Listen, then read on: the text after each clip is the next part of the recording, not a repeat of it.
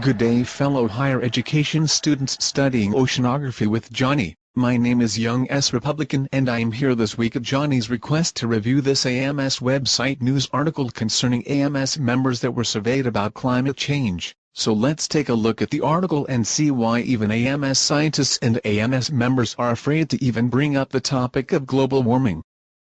Let's take a little trip back in time and go see our good friend ex-President Al Gore and see if he can shed some light on this disturbing article. I had heard through the progressive grapevine that the ex-president was in the Antarctica living naked with polar bears that were being killed by falling melting ice shelves. But I found the ex-president here at the Smithsonian on display with other global warming artifacts like rigged data buoys and emails that prove scientists conspired to defraud. Hello, how is everybody today? It is a little warm outside, don't you think? Can you take a few minutes and talk with us about AMS members who are to this day afraid to even bring up the topic of global warming? Well, hang on a bit and I can talk to you on my break, okay? They give me 10 minutes every 12 hours to rest and eat really nice folks here at the museum. I will meet you in the COFFE shop in just a few then, okay, Mr. Ex-President Al Gore. Alright folks, ask me anything you like, just no touching, okay? I don't like any touch. Now go ahead sir, ask me anything.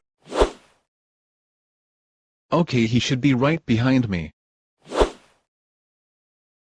Hey, now that was pretty damn cool. Most AMS members apparently agree that there is conflict among their colleagues in the society on the issue of climate change. Those who perceive the conflict on this issue generally see it as at least a partly or somewhat positive thing. Those are some of the key preliminary findings so far from our recent survey of AMS voting members, emailed in December 2011.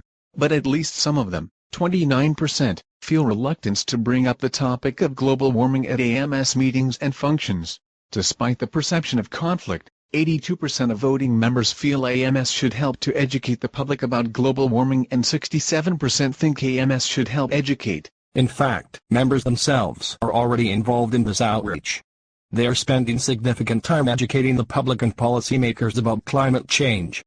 The AMS Commission on the Weather and Climate Enterprise established CRCCC in early 2011 to facilitate communication among members of the weather and climate community, so as to foster greater understanding about the spectrum of views on climate change.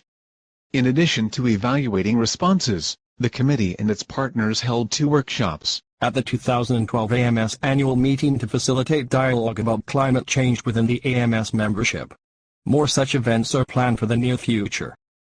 Okay, I know I have had enough of that, so send him back please. Awesome.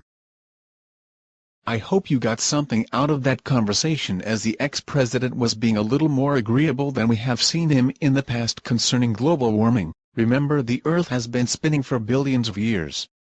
Only arrogance and deceit can lie with men who deal in absolutes. Till next week, this has been Young S. Republican and I am out of here.